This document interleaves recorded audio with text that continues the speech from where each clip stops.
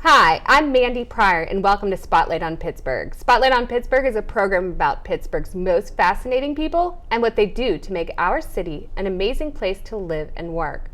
When we come back, I'll introduce you to Patricia John, who will be here to represent the PA Tourette Syndrome Alliance.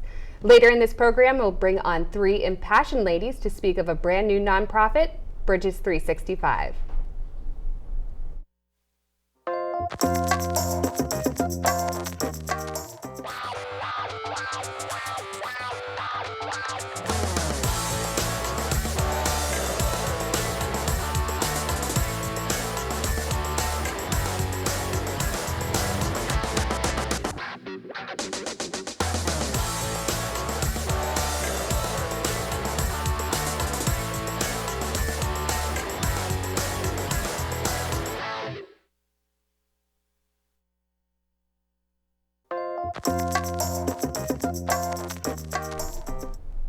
Hi, and welcome back to Spotlight on Pittsburgh. Hello, Patricia. How are you today? Good, Mandy. How are you? Good. So this is your second time here on Spotlight on Pittsburgh, but for a completely different cause, if you will.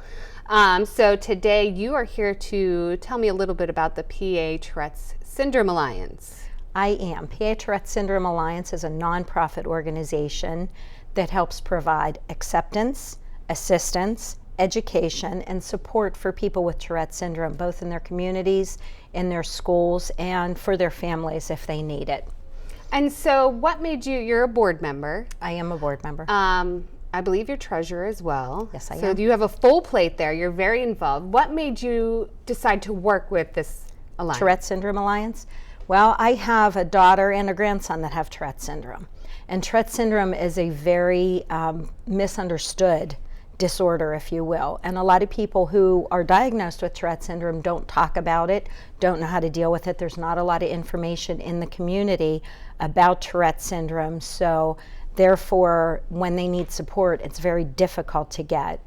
And back when my daughter was diagnosed with Tourette syndrome many years ago, there was nowhere to turn. So when we discovered Tourette Syndrome Alliance, it became a lifeblood, a lifeline for us, if you will. And what the services Tourette Syndrome Alliance provides families is so helpful for so many people.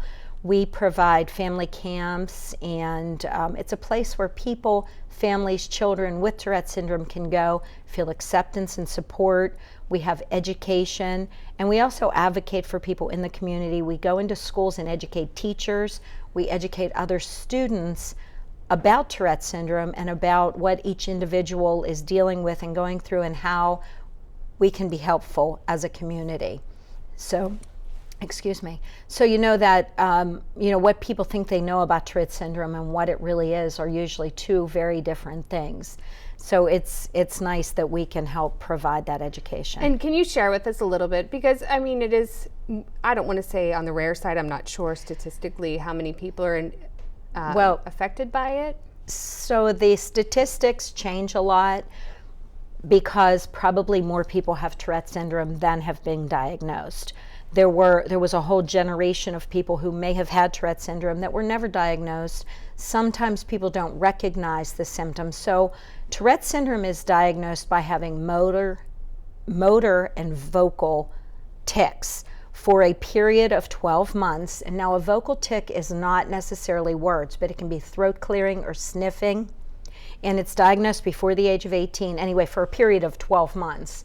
And you'll see a lot of people, young people who've been diagnosed with Tourette syndrome who have, their parents have taken them to allergists, to other doctors because they are sniffing or their throat clearing. And a lot of times it can start with a tic that's in the face area, an eye blinking, as I said, a sniffing, a throat clearing, and it doesn't go away, and it doesn't go away. And the parents have tried antihistamines, and then they think there's something else going on. They think there's something else going on. Right, allergies. Right. That makes sense. And so anything that might make a noise is considered a vocal tic.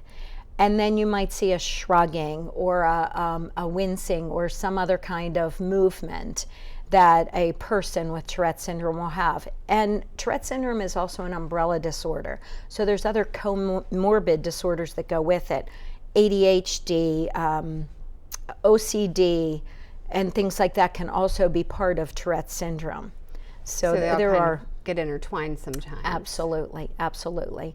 So people who are diagnosed with Tourette syndrome very often don't know where to turn for more information and or how to best deal with their symptoms or the things that come along with it. And that's where we come in, and that's where we provide the help that a lot of people need. Well, and I think this is important for you to come on here and tell me about, because the way it's portrayed in movies, or that people think of it, is a completely different way than just something as little as clearing your throat or sniffing. So, and it can be much bigger. And you know, interestingly, recently there have been a lot of celebrities who've come out and said they had Tourette syndrome, because it is a disorder that sadly people keep hidden, because there's been a stigma associated with it in the past, and we're hoping to change that. It is not something that you create. It is, you know, we're hoping to change that. And recently there's been, you know, a Grammy Award winner who's come out and talked about her Tourette syndrome, soccer players, actors, and a lot of celebrities. Which absolutely helps to spread the knowledge that it's out there and that people aren't alone, and that maybe even let somebody know, if you do say that sometimes it's misdiagnosed, that to be aware. It's great. Yeah, it's awareness. Great. Absolutely. And so tell me a little bit more about your roles in schools and what you do kind of in the field work that you do. So in schools, we can go into a school and educate both teachers and the students about Tourette syndrome. Perhaps there's a student in the school who has a motor tic that is very obvious, and or some behaviors that are very obvious. We do presentations such as assemblies where we show films and we talk about what Tourette syndrome is and how it affects people. We also educate teachers, because not surprisingly, there are a lot of teachers who have not been exposed to an education about Tourette syndrome. Absolutely. And in fact, there's I've heard of a lot of people in the medical field who don't really know about or understand it. So we do provide that even in all of those places. Well, and you don't think of you going into a school as a teacher, and then there's so many different things that kids can be diagnosed with, and they didn't learn that part in college or student teaching. It's constantly evolving. It's different students each year. So that's great that you go in there and kind of support them. And if someone asks us to do that, you know, we've gone into some schools where there are students that have Tourette's, and they've asked us, can you come in and talk to the students? And in it, oftentimes, it's very freeing for the student that has Tourette syndrome, but it's also really helpful for the other kids. I've had students come to me and say, wow, I didn't know, thanks for telling me about that.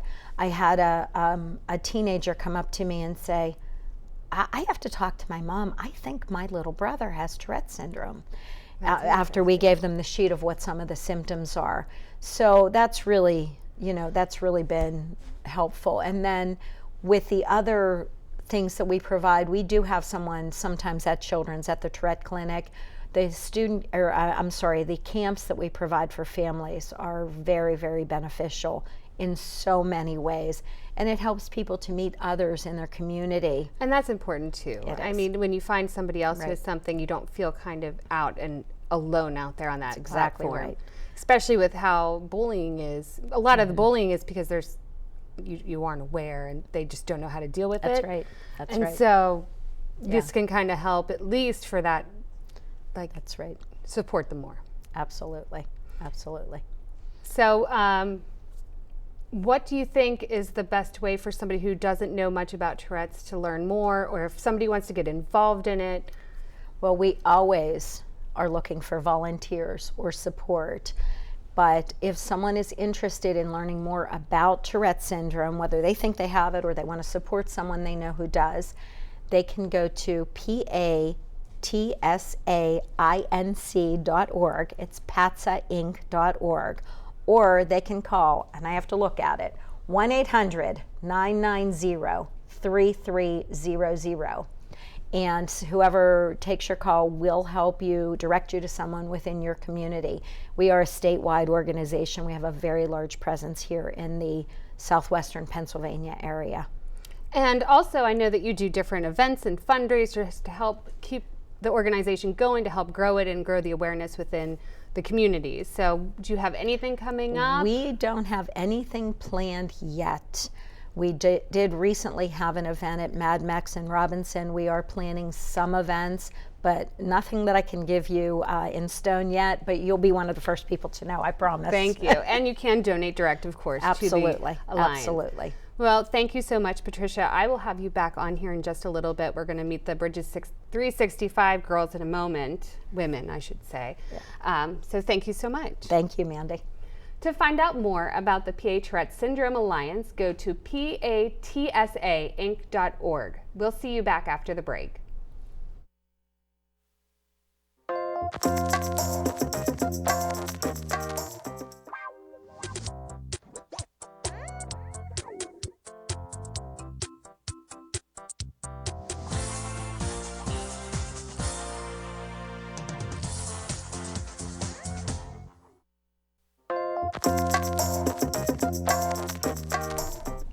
Hello and welcome back to Spotlight on Pittsburgh.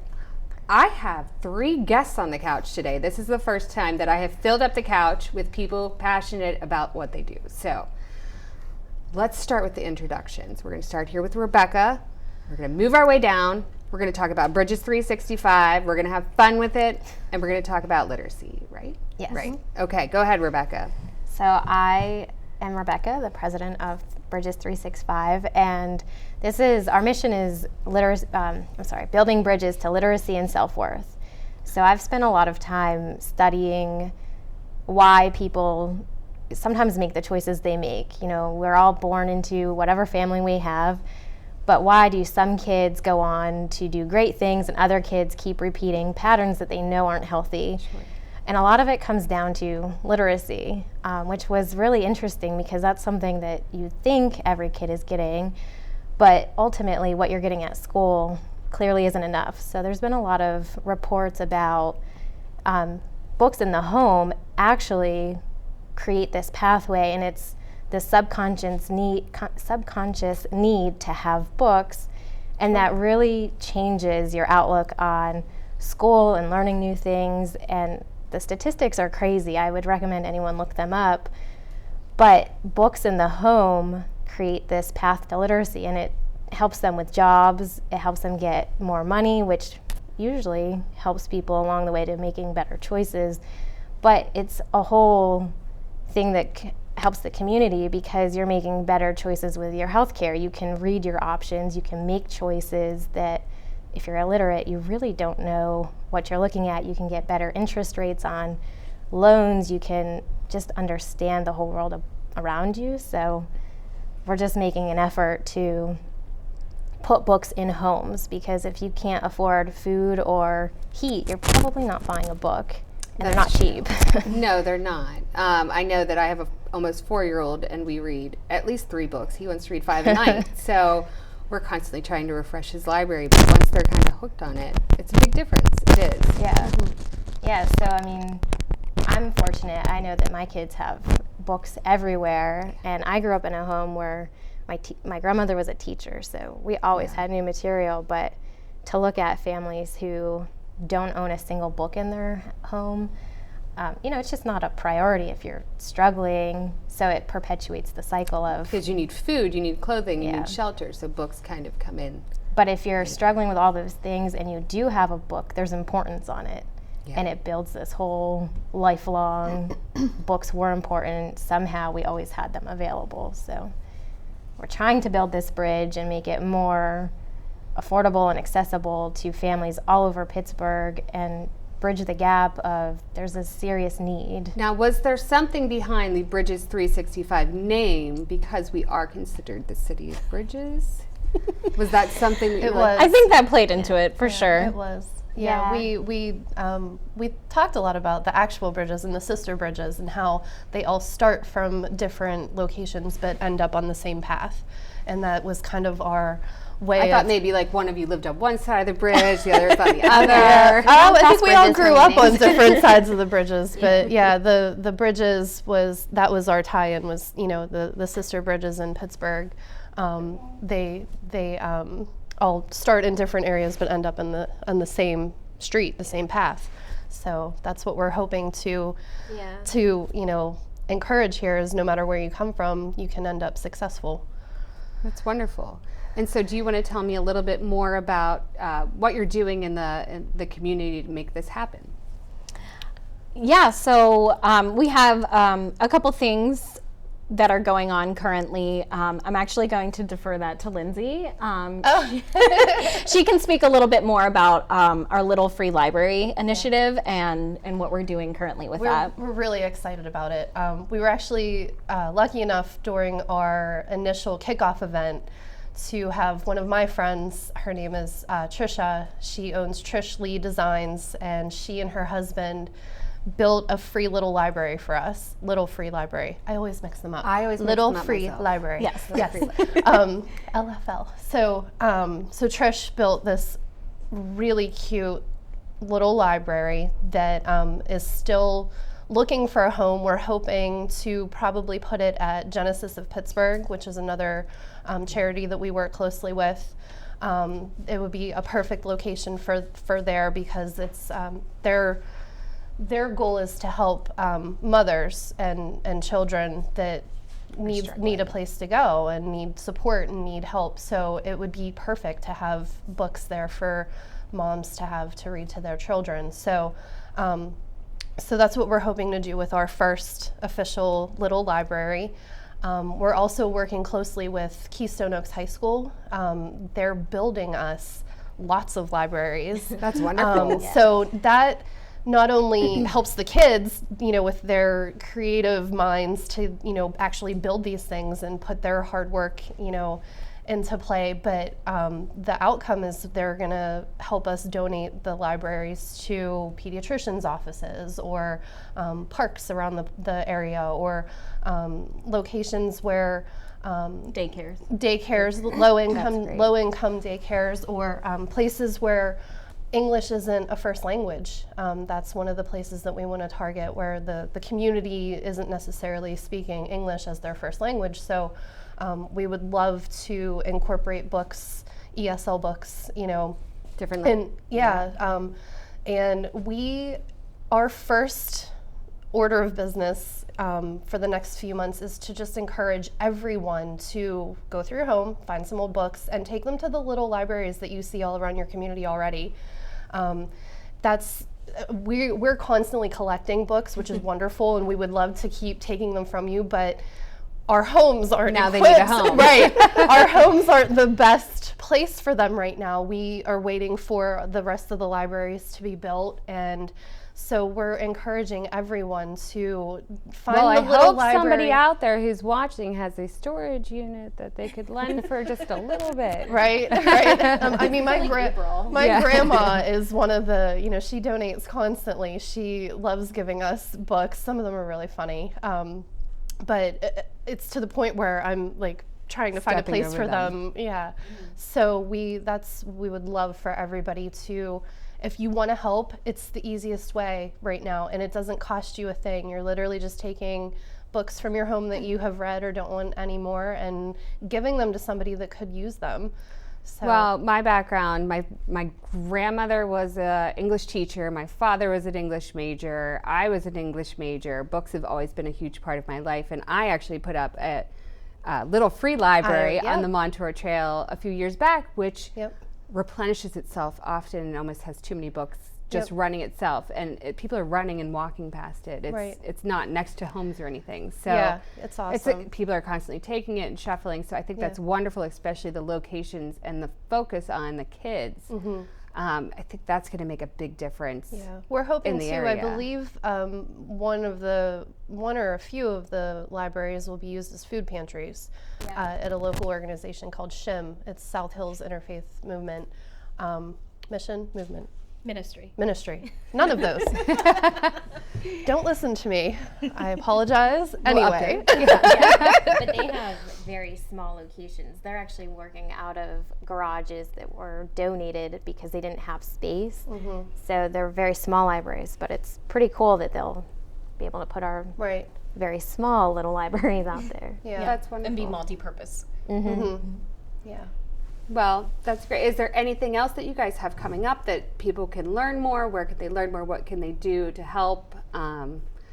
So that's kind of my talking point today, is just to mention that if you feel aligned with our mission and want to do more to help, obviously we're looking for books and all of that, but we're also looking to build our team. We have 2 vacancies, the first being treasurer. While we manage, we are all business owners, small business owners, and so we know how to manage money and do the budget. We are looking for someone to kind of volunteer their time and help us with bookkeeping and budgeting. We all really have great plans and vision for the nonprofit, but we're really looking for someone to help us stay on track with the finances and make sure that we plan for the future. Yeah, I mean, as a nonprofit organization, obviously we're all volunteers, we're not taking a paycheck, but money and finances, budgeting does come into play because we have to sustain and build. And grow. So we are looking for a treasurer. So if you have any interest with that, please. Oh, you don't want me to do it. That's the general you. The general you to the public. Anyone out there who's interested. And then we are also looking for someone to help us with marketing. Being that we all run businesses and have families, so often I think the promotion side of what we do kind of gets lost by the wayside, and we all have a different voice when it comes to social media. So we are looking for someone to help with marketing, and again, they would help with social media, email marketing, and possibly come along to events or things like this and take some behind the scenes footage and pictures. It's funny because that's what I do. That's my business, is branding. But again, we all have our unique skill sets. So sitting here today as vice president, I'm kind of pulled in a different direction. But those are our 2 vacancies. So again, if you find yourself aligned with our mission and are looking for a volunteer opportunity, we would love to hear from you. And this could be someone in college, so a college student, graduate school, somebody looking to build a resume. Someone looking to build a portfolio. Or help kids. Or just, want to feel good about helping the community. Yeah. Wonderful. Well, I'm going to bring you guys, you're going to stay here. I think, Lyndsey, you're out of here. See you later. I messed up the shin thing. I know, I understand. We had to pick somebody, and we drew straws back there. You're out. And then we're going to bring Patricia back out from the PA Tourette Syndrome Alliance, so you guys can chat a little bit more about nonprofits and maybe get some good ideas from one another. I'll leave that up to her.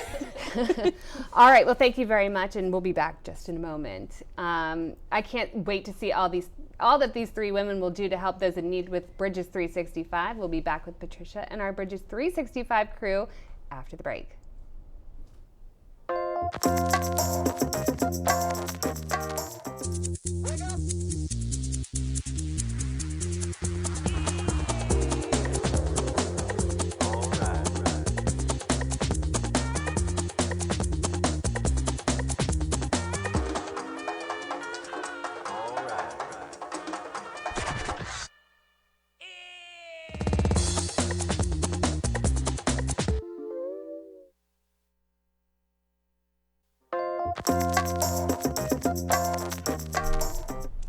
Hi, thank you for coming back to Spotlight on Pittsburgh. We have a full couch again, but we got rid of Lyndsey. She's out of here for now.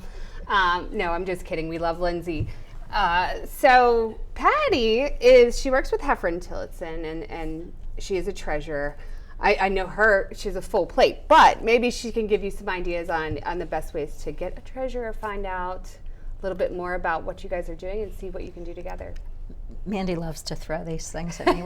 And I just want to clarify, I work for Heffron Tillotson as a financial advisor. I am the treasurer of PA Tourette Syndrome Alliance. I'm sorry. See, I just needed to clarify that.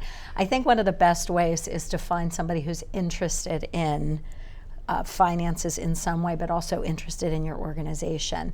And LinkedIn, I think, is a great way to find someone. There's a lot of young people, and you mentioned young people, who are looking for some place to do something charitable, something fulfilling, but yet hone their skills in that area. So LinkedIn's a great place to look for someone.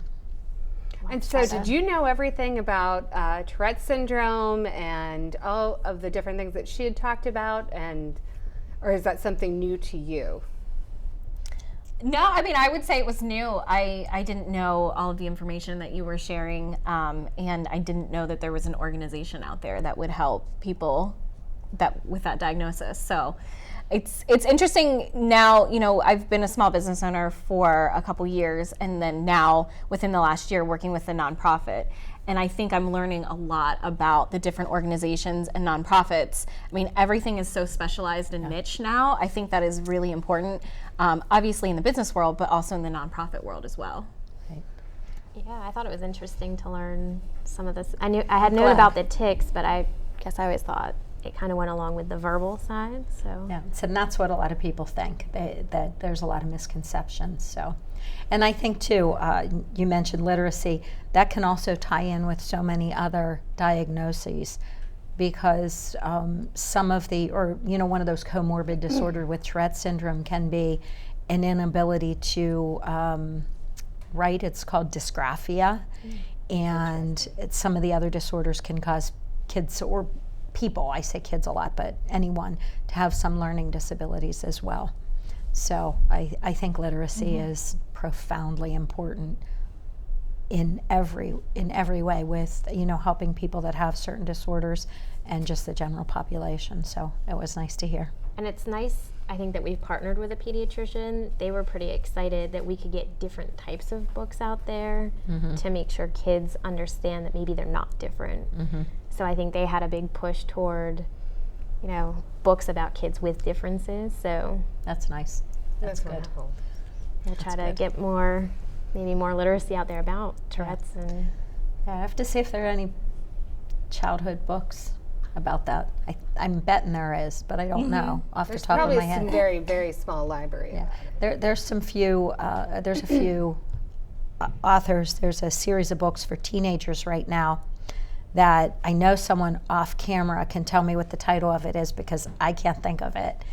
And but there's a series. Well, if you get the information, share it. We'll share it out on our Spotlight on Pittsburgh page. The author has Tourette syndrome, and the main character has Tourette syndrome too. Cool. That's nice. Yeah. Very relatable.